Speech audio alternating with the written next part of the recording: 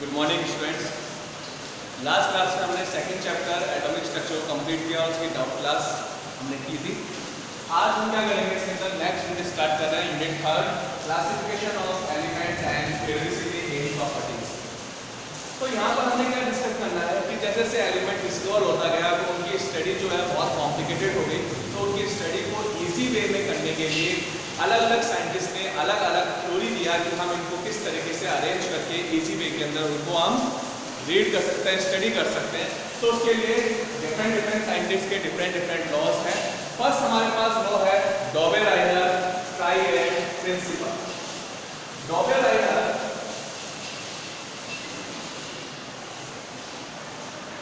डॉबे-राइडर्स triad principle. Dobereiner scientist ने क्या किया, थ्री एलिमेंट्स का ग्रुप बनाया, ठीक है।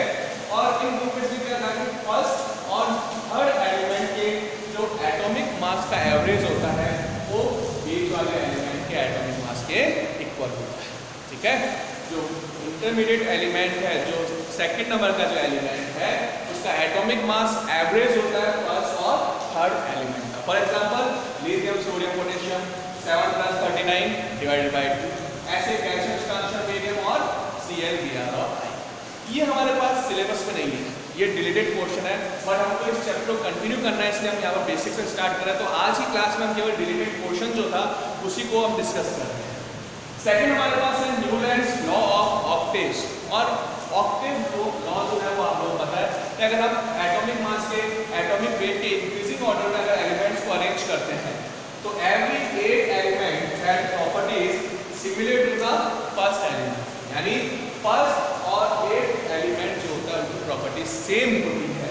और ये जस्ट सिमिलर है किससे, जो म्यूजिकल नोट्स होते हैं उनके से। म्यूजिकल नोट्स में क्या होता है, फर्स्ट और 8 नोट जो होता है वो सेम होता है, वैसे एलिमेंट के अंदर फर्स्ट और 8 एलिमेंट की प्रॉपर्टीज भी सिमिलर होता है। नोट्स कौन से हैं, सा, रे, गा, मा, पा, धा, नी और सा। फर्स्ट और 8 जो नोट्स है वो सेम होता है। उसी तरह से हमारे पास जो एलिमेंट्स हैं उनको अगर एटॉमिक वेट के इंक्रीजिंग ऑर्डर में अरेंज करें तो फर्स्ट और 8 एलिमेंट जो होता है उनकी प्रॉपर्टीज भी सेम होता है। बट यहाँ पर भी अपने पास केवल कैल्शियम और पोटेशियम तक ही ये ऑर्डर फॉलो करते हैं। उसके बाद में जो है आगे के एलिमेंट्स को हम इस बेसिस पे अरेंज नहीं कर सकते, इसलिए इसको हमने छोड़ दिया। फेलियर था हमारे पास न्यूलैंड का ये, ठीक है। नेक्स्ट हमारे पास आया मेंडलीव पीरियोडिक लॉ। और मेंडलीव पीरियोडिक लॉ जो है वो आप दोस्तों को पता है कि मेंडलीव पीरियोडिक लॉ जो था बहुत इंपॉर्टेंट लॉ था।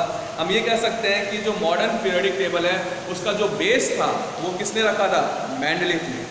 तो मेंडलीव का जो पीरियोडिक लॉ था वो एटॉमिक मास के ऊपर बेस था।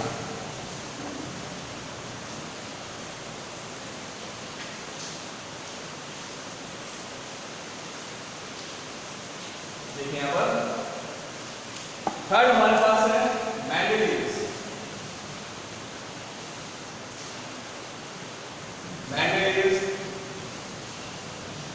Periodic law. और मेंडलीव्स पीरियोडिक लॉ क्या था हमारे पास कि अगर हम एलिमेंट्स जो होते हैं उनको एटॉमिक मास के इंक्रीजिंग ऑर्डर में अरेंज करें, then the properties of the element are a periodic function of their atomic weight. The properties of elements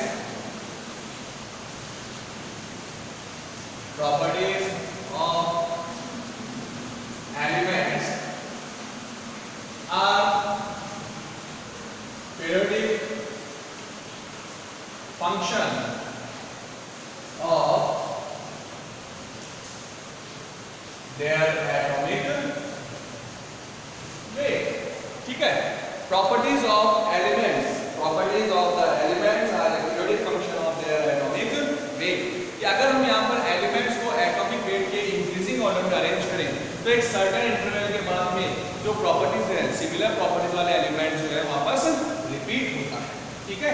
so this is called Mendeleev periodic law. Properties of elements are periodic function of their atomic weight. Clear है कि अगर हम atomic weight के increasing order में arrange करें elements को तो एक सर्टेन डिफरेंस के बाद में सेम प्रॉपर्टीज वाले एलिमेंट्स जो होते हैं वो रिपीट होते हैं। अब मेंडलीव पीरियोडिक लॉ जो था उन्होंने क्या किया, कुछ वर्टिकल्स और horizontal vertical lines called period and horizontal lines called group. ठीक है, मेंडेलिव की जो पीरियोडिक टेबल का जो बेसिक स्ट्रक्चर है उसमें क्या था, कुछ वर्टिकल और हॉरिजॉन्टल लाइंस थी. जो वर्टिकल लाइंस थी दैट कॉल्ड पीरियड्स एंड जो हॉरिजॉन्टल लाइन है वो सब क्या है अपने पास, ग्रुप्स. मेंडेलिव की जो पीरियोडिक टेबल था, जो बेसिक पीरियोडिक टेबल था, उसमें पीरियड्स कितने थे, 7 पीरियड्स थे. पीरियड्स कितने थे, 7. और जो ग्रुप थे वो ग्रुप कितने अपने पास, 9 ग्रुप्स थे. 9 ग्रुप कैसे थे भाई, देखो, फर्स्ट टू 6 7 ग्रुप था. फर्स्ट टू 7 ग्रुप जो था उसको उसने क्या किया, 2 सब ग्रुप्स में डिवाइड किया. 8 ग्रुप जो है उसमें 3 सब ग्रुप्स बनाए. ठीक है, तो कितने हो गए टोटल ग्रुप्स, देखो 1 to 7 तो कितने थे अपने पास, 2 सब ग्रुप. तो 7 मल्टीप्लाई 2 इक्वल्स टू 14. 3 सब ग्रुप किससे बने, 8 ग्रुप के अंदर कितना हो गया, 14 प्लस 3 17. और एक जो ग्रुप बनाया वो 9 ग्रुप था जिसको इसने क्या कहा, 0 ग्रुप. और ये 0 ग्रुप जो है उसमें कौन सी गैसेस को रखा, इनर्ट गैसेस को प्लेस किया. ठीक है, तो इनर्ट गैसेस वाला जो ग्रुप है इसको हम 0 ग्रुप बोलते हैं, उसको हमने 9 ग्रुप में फॉर्म किया. तो देखो मेंडेलिव पीरियोडिक लॉ के अकॉर्डिंग कितने ग्रुप हो गए, 9 ग्रुप थे. और पीरियड कितने थे, 7. जैसे हमने इसको मॉडर्न पीरियोडिक टेबल के साथ कंपेयर करें तो मॉडर्न पीरियोडिक टेबल के अकॉर्डिंग कितने होते हैं, ग्रुप कितने होते हैं, 18. और पीरियड कितने होते हैं, 7. तो यहाँ भी क्या था अपने पास, 18 ग्रुप. बस डिफरेंस क्या था कि इन्होंने जो ग्रुप्स थे उनको क्लियरली सेपरेट लाइन करके उनको सब ग्रुप्स में डिवाइड नहीं किया. ठीक है, जो डिफरेंस था वो डिफरेंस क्या था कि यहाँ जो ग्रुप थे उनमें जो सब ग्रुप्स बनाए गए उन सब ग्रुप्स के बीच में कोई सेपरेट लिमिट नहीं थी, कोई लाइन नहीं किया हुआ था. इसलिए हमने उनको सब ग्रुप के फॉर्म में नहीं लिखा. क्या लिखा, first A first B, second B, third B, fourth B. इस तरह से हमने ग्रुप्स को सब ग्रुप्स में डिवाइड किया. तो ये था हमारे पास मेंडेलिव पीरियोडिक लॉ और उसका स्ट्रक्चर. हॉरिजॉन्टल लाइन पीरियड है और जो वर्टिकल लाइंस है वो क्या है अपने पास, ग्रुप के फॉर्म में होता है. 7 पीरियड्स हैं और 9 ग्रुप्स हैं. सभी ग्रुप जो होते हैं फर्स्ट टू 7 जो ग्रुप है उसको हमने डिवाइड कर दिया. First A first B, second B, third B, ऐसे 7A एंड 7B. और जो 8 ग्रुप था उसमें 3 सब ग्रुप्स थे और 9 ग्रुप इसमें इनर्ट गैस थी, वो एक अलग सेपरेट ग्रुप था. तो इस तरह हमारे पास टोटल 9 ग्रुप्स हो गए. पीरियड की बात करें हम तो जो फर्स्ट पीरियड था उसमें केवल 2 एलिमेंट्स को प्लेस किया. सेकंड और थर्ड पीरियड में 8 एलिमेंट्स, फोर्थ और फिफ्थ पीरियड में 18 और 6 के अंदर 32 और 7th पीरियड जो था वो इनकम्प्लीट था. तो ये था हमारे पास मेंडेलिव का पीरियोडिक लॉ और मेंडेलिव की पीरियोडिक टेबल. मेंडेलिव की जो पीरियोडिक टेबल था उसके अंदर हमारे पास उसके बेसिस पे जो एलिमेंट्स था उनका स्टडी करना थोड़ा सा इजी हो गया क्योंकि हमारे पास सब क्या थे, अरेंज फॉर्म में थे, इसलिए हम उनको इजीली स्टडी कर पा रहे थे. मेंडेलिव की पीरियोडिक लॉ के जो ड्रॉबैक्स थे, लिमिटेशंस थी, वो लिमिटेशंस क्या थी, मेंडेलिव की पीरियोडिक लॉ जो था उसके अंदर जो डिसिमिलर ग्रुप थे उनको सेम ग्रुप में रख दिया और जिनकी प्रॉपर्टी सेम थी उनको डिफरेंट ग्रुप में प्लेस किया. ठीक है.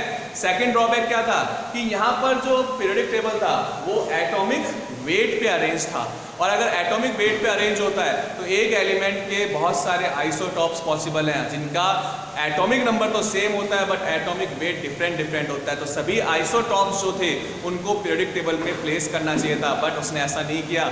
ये भी उसका ड्रॉबैक था.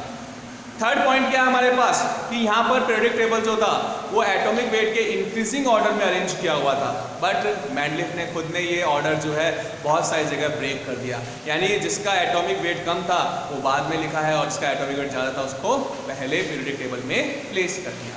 तो ये हमारे पास कुछ मेंडेलिव की पीरियोडिक टेबल जो था उसके ड्रॉबैक्स थे और यही रीज़न था कि मेंडेलिव की पीरियोडिक टेबल को वापस इम्प्रोवाइज किया गया. किसके द्वारा, मोज़ले. जो मोज़ले साइंटिस्ट थे उन्होंने मेंडेलिव की पीरियोडिक टेबल को इम्प्रोवाइज किया और इम्प्रोवाइज करके उसने सबसे पहला क्या किया कि जो उसका लॉ था उसी को चेंज किया. लॉ में क्या था, सबसे बड़ा ड्रॉबैक ये था कि आइसोटॉप जो है उसको प्लेस नहीं किया गया पीरियोडिक टेबल के अंदर. तो मोज़ले और उसके जो पार्टनर्स थे उन्होंने इसको इम्प्रोवाइज किया. क्या किया इसने, properties of elements are periodic function of their atomic number. यानी उसको एटॉमिक वेट की जगह किस पे बेस कर दिया, एटॉमिक नंबर पे बेस कर दिया। और जैसे पीरियोडिक टेबल को एटॉमिक नंबर के ऊपर बेस किया तो यहाँ पर जो आइसोटॉप्स की प्रॉब्लम थी वो सॉल्व आउट हो गई, क्योंकि जितने भी एलिमेंट्स जितने भी आइसोटॉप्स हैं उन सबका एटॉमिक नंबर सेम होता है। ठीक है, तो फर्स्ट जो अपने पास ड्रॉबैक था, लिमिटेशन थी, उसको सॉल्व कर दिया। कैसे, एटॉमिक वेट की जगह हमने क्या कर दिया, एटॉमिक नंबर। ठीक, फिर इसने क्या किया, जो मॉडर्न पीरियोडिक टेबल था उसके अंदर क्लियरली 18 ग्रुप्स बनाए। यहां पर मेंडलिन में क्या था, 1A 1B इस तरह था, लेकिन उनके बीच में कोई सेपरेट लाइन नहीं थी।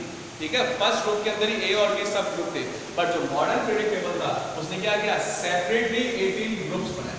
और जब ग्रुप्स को सेपरेट कर दिया 18 ग्रुप्स के अंदर, तो जो हमारे पास डिसिमिलर प्रॉपर्टीज वाले एलिमेंट्स थे वो अलग अलग ग्रुप में हो गए, और सिमिलर प्रॉपर्टीज वाले एलिमेंट्स जो है वो सेम ग्रुप के अंदर आ गए। ठीक है, थर्ड पॉइंट हमने क्या कहा, थर्ड ड्रॉबैक क्या था कि मेंडलीव की जो पीरियोडिक टेबल था वो एटॉमिक वेट के इंक्रीजिंग ऑर्डर में था, और उसने ये ऑर्डर जो है ब्रेक कर दिया था। लेकिन जैसे हमने एटॉमिक नंबर के बेस में उनको अरेंज किया तो ये प्रॉब्लम भी सॉल्व आउट हो गई, बिकॉज जो एलिमेंट्स थे जिनका एटॉमिक वेट जो है वो ऑर्डर में नहीं था, लेकिन वो एटॉमिक नंबर के इंक्रीजिंग ऑर्डर में थे। तो ये प्रॉब्लम भी सॉल्व हो गई यहाँ पर। तो जो मॉडर्न पीरियोडिक टेबल है जो मोज़ले ने दिया है, वो जो मॉडर्न पीरियोडिक टेबल है उसने मेंडलीव की पीरियोडिक टेबल को इम्प्रोवाइज कर दिया, जिसको हम बोलते हैं modern periodic table. Modern periodic table सबके पास बुक में दिया हुआ है, आप लोगों को देखना है। क्या था, अपने पास 7 पीरियड्स हैं, 18 ग्रुप्स हैं। जो 18 ग्रुप है उसको क्या बोला हमने, इनर्ट गैस ग्रुप, क्योंकि इसमें इनर्ट गैसेस को प्लेस किया गया है। ठीक है, लेफ्ट साइड के जो एलिमेंट्स होते हैं वो सबके सब मेटल्स हैं, राइट साइड वाले नॉन मेटल्स हैं, और दोनों के बीच में जो बाउंड्री बनती है पी ब्लॉक के अंदर इस तरह से स्क्वायर जैसी स्ट्रक्चर बन रही है, ये जो एलिमेंट्स हैं वो सबके सब क्या होते हैं, मेटलॉइड्स होते हैं। तो इस तरह से हमने मेंडलीव की पीरियोडिक टेबल जो है उसको इम्प्रोवाइज करके मॉडर्न पीरियोडिक टेबल के अंदर कन्वर्ट कर दिया। ये सारा का सारा पोर्शन जो है वो डिलीटेड पोर्शन है, इसलिए हमने इसको केवल रिवीजन के लिए कि हमारे पास नॉलेज में रहे कौन कौन से मॉडल्स जो है वो हमने डिस्कस किए थे अरेंजमेंट के लिए, इसलिए हमने इनको पढ़ा है। अदरवाइज ये हमारे सिलेबस में नहीं है, डिलीट कर दिया है सीबीएसई ने इस बार के सिलेबस में से इनकी जो ब्रीफ स्टडी है उसको डिलीट कर दिया है। तो नेक्स्ट क्लास के अंदर हम क्या करेंगे, इनकी जो प्रॉपर्टीज है उनको डिस्कस करेंगे। अब देखो यहाँ पर जो मॉडर्न पीरियोडिक टेबल था उसके अंदर कुछ थोड़ा सा और हम एक टॉपिक और ले लेते हैं, इसमें साथ साथ एक और अपने पास क्लासिफिकेशन दिया हुआ है on the basis of block.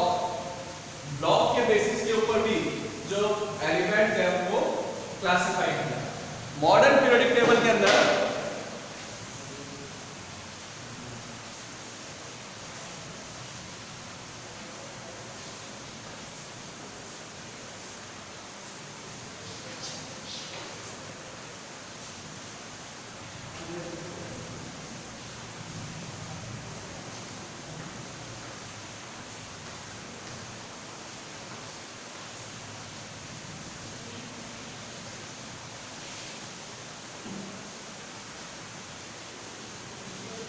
ये हमारे पास मॉडर्न पीरियोडिक टेबल था, और मॉडर्न पीरियोडिक टेबल के अंदर फर्स्ट और सेकंड ग्रुप जो होते हैं उनको क्या बोला, एस ब्लॉक एलिमेंट। रीजन, क्योंकि यहाँ पर जो एलिमेंट थे उनका लास्ट इलेक्ट्रॉन एस सबशेल में फिल होता है, so it's called S block elements. These 6 group 13 to 18 groups called p block element। Reason, क्योंकि यहाँ पर जो इलेक्ट्रॉन था वो p सबशेल में फिल होता है, तो यहाँ पर अपने पास 13 to 18 ग्रुप जो है उनको बोला p ब्लॉक एलिमेंट। ये s ब्लॉक है, ये p ब्लॉक एलिमेंट है। s ब्लॉक में 2 ग्रुप्स हैं, first and second group. First group को एल्काइल मेटल और सेकंड को एल्काइल अर्थ मेटल ग्रुप बोलते हैं।